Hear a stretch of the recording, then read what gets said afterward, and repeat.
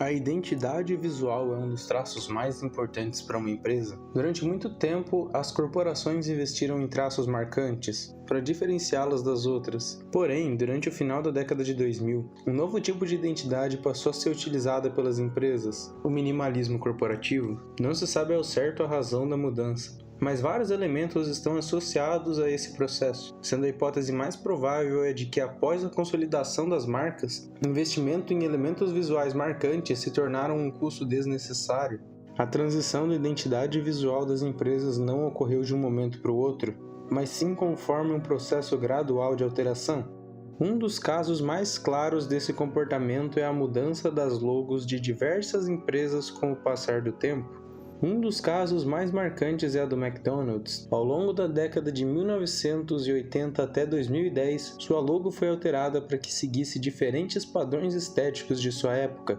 Durante a década de 1990, por exemplo, um design com realces foi escolhido, sendo esta utilizada até os anos 2000, quando foi substituída por uma nova versão, ainda mais expressiva que a anterior. Agora não somente exibia o M característico sombreado e com algumas cores vibrantes, mas ainda colocava uma possível interpretação para uma pessoa sorrindo de olhos fechados, uma brincadeira a qual, após o minimalismo corporativo, é praticamente inexistente. Posteriormente, em 2003, essa logo foi remodelada, ainda com algum tipo de realce no símbolo da empresa, estes removidos a partir de 2006, dando lugar ao logo atual da empresa. Repare que a retirada do nome da empresa da logo foi um processo gradual, assim como a remoção de quaisquer textos ou destaques dele, mas algo que realmente me chama a atenção é a estagnação dessa logo.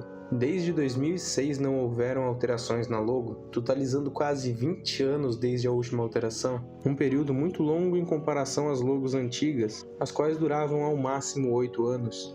Além do McDonald's, inúmeras outras empresas sofreram alterações em suas logos, como é o caso do Burger King, do Subway e do Google, mas também existem alguns casos de empresas as quais não sofreram grandes alterações, como é o caso do KFC, muito por conta da sua logo ser justamente o rosto do Coronel Sanders, fundador da marca. E outra menção bastante interessante é da franquia brasileira Bob's, a qual alterou quase completamente o estilo e design da sua logo, assim como a identidade visual da empresa em sua totalidade. Outro caso de perda de identidade visual bastante marcante é o da arquitetura dessas marcas. Muitas vezes a arquitetura dessas lojas não seguia um padrão específico, com diversas alterações nas fachadas e até no layout dessas lojas. Um dos casos mais característicos de mudanças de layout e apresentação interna das lojas que desapareceu é o do Subway, sendo que sua identidade visual por inteiro foi alterada ao longo da década de 2010.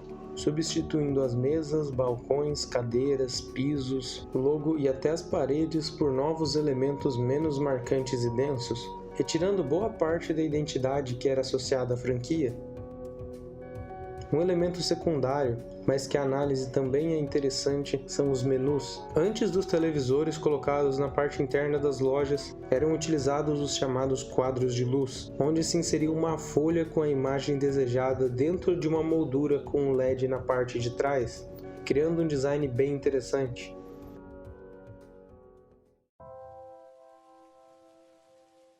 Algumas lojas também possuíam adaptações ao ambiente onde eram colocadas, como algumas localizadas em zoológicos, as quais tinham uma temática de vida selvagem. Outro caso muito marcante são de algumas lojas estabelecidas na Ásia, as quais seguiam o padrão de construção asiático. O mesmo também foi feito na cidade inglesa de Orpington, onde o McDonald's estabeleceu uma de suas lojas no padrão tradicional da cidade. No Brasil, alguns casos marcantes também ocorreram, como é o caso do McDonald's de Gramado, no Rio Grande do Sul, o qual foi construído no padrão alemão. Outro caso bastante interessante é do Macmill, na cidade de São Paulo, construído em comemoração ao avanço da franquia no país, sendo um dos últimos casos de alteração na arquitetura feito pelo McDonald's. Outro segmento qual sofreu muita mudança dos designs foi o das bebidas. Grande parte das empresas desse segmento alteraram suas logos e designs de embalagens, como é o caso da Sprite, a qual sofreu uma alteração quase total da sua logo, perdendo grande parte de suas cores e efeitos, inclusive removendo seu famoso limão, até o ponto da logo ser simplesmente o nome da marca em uma cor branca. Mas duas empresas as quais são muito lembradas quando o assunto são logos marcantes são as gigantes Pepsi e Coca-Cola. Ambas sofreram alterações em suas logos em 2003. O logo da Pepsi apresentava muitos detalhes para criar a ideia de algo refrescante. Já a Coca-Cola adotou uma série de efeitos, criando uma identidade única e bem característica.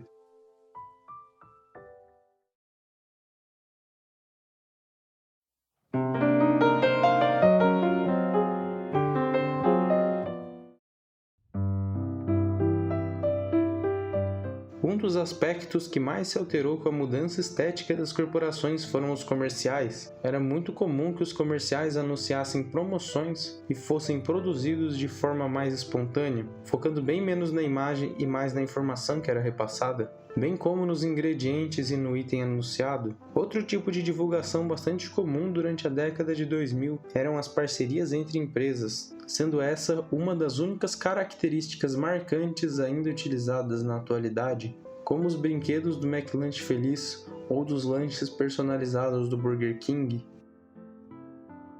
Uma das maiores características da antiga identidade visual das empresas, que foi quase totalmente abandonada, são os mascotes e os antigos comerciais. Durante a década de 1980, os mascotes começaram a ser adotados pelas empresas, com a maioria deles tendo sido esquecido com o tempo. Um dos casos mais marcantes foi o do urso da Coca-Cola, o qual foi utilizado em muitas propagandas e embalagens, especialmente na época de Natal, tendo suas aparições bastante reduzidas ao longo da década de 2010. Outro caso bastante marcante é do mascote Mac Tonight, utilizado pelo McDonald's durante a década de 1980. Os comerciais desse personagem são únicos e conseguem te passar aquela sensação de uma noite longa e tranquila. Essa estética é diferente de tudo que a gente tem hoje em dia. Ela consegue transmitir uma sensação única que te faz imaginar um cenário para ir no McDonald's, uma noite tranquila e confortável.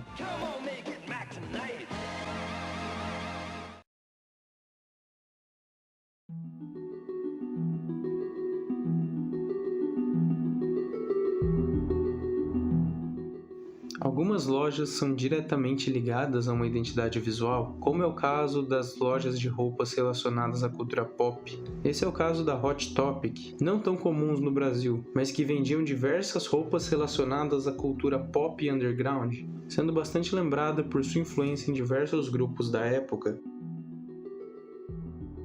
Um caso mais próximo da nossa realidade são as lojas de jogos, as quais eram muito comuns durante a década de 2000. Com o crescimento dos consoles conectados à internet e a diminuição de novos títulos, as lojas de jogos se tornaram cada vez mais raras. Outro exemplo muito comum é o das videolocadoras, as quais foram muito comuns durante o auge dos VHS e DVDs. Algumas delas possuíam um visual bastante marcante, com luzes de diferentes cores e seções temáticas. Um caso muito famoso dentre as locadoras é o da rede americana Blockbuster, a qual foi muito popular ao redor do mundo, tendo até mesmo se instalado no Brasil e se tornado muito popular, chegando ao número de 127 unidades em 2007. Atualmente, as lojas de jogos e locadoras, as quais existiam praticamente em toda a cidade, têm se tornado cada vez mais raras ao redor do mundo, diminuindo a identidade visual e a variedade de ambientes onde podemos encontrar algum tipo de mudança estética.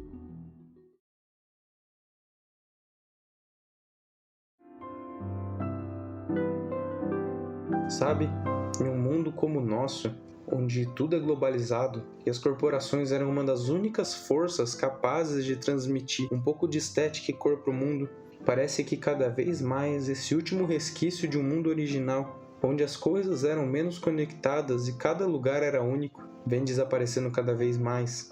É meio deprimente pensar que muitas dessas empresas estavam e ainda estão presentes em quase toda cidade minimamente populosa e que levavam as inovações e tendências para quase todos os lugares do mundo, mas hoje deixam isso de lado.